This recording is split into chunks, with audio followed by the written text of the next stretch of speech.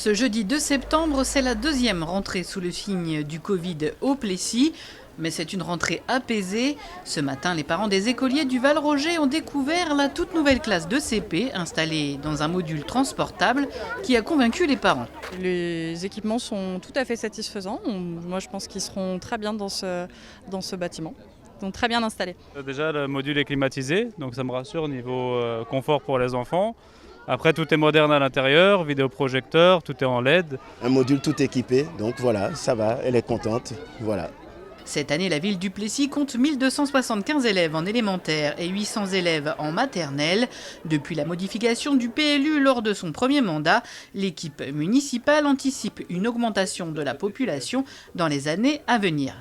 Entre 2020 et 2026, nous verrons évoluer un petit peu notre ville et je m'en réjouis avec, vous le savez bien, des nouveaux services, des habitants locatifs et propriétaires et puis aussi un certain nombre de commerçants qui viennent s'installer. Et ça, c'est plutôt de bonnes nouvelles. Alors en lien avec les écoles, c'est vrai que ces écoles nécessitent de s'organiser, un effectif qui peut progresser sur les 4 prochaines années d'environ peut-être 5 à 8%. C'est une réflexion que nous avons. Nous n'avons pas encore de chiffres très clairs, mais sachez que, et c'est la mission du maire, c'est faire en sorte que nos enfants puissent être accueillis dans les meilleures conditions.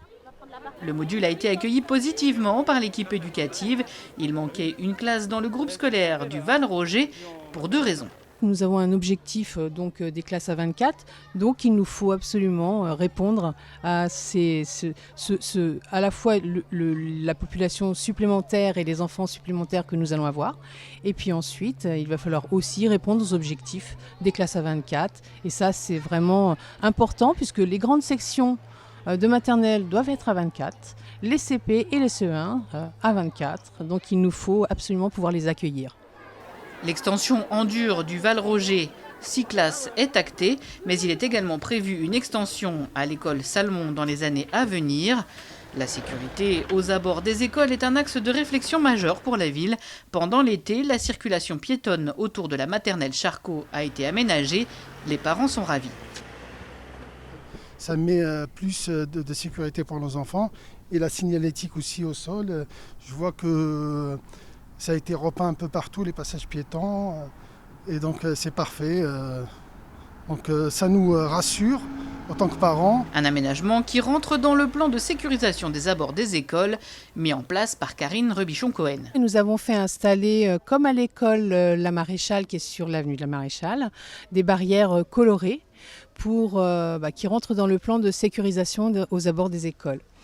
Et nous sommes très très heureux que la réalisation ait pu se faire pendant les vacances. C'est dans le cadre d'un plan de développement qui va se faire jusqu'en 2023 et où toutes les écoles seront donc identifiées par des barrières colorées, des plots lumineux sur les passages piétons et également dans le futur peut-être des petits bonhommes de couleur qui seront positionnés sur les cheminements pour permettre aux enfants de traverser en toute sécurité sur les cheminements les plus difficiles.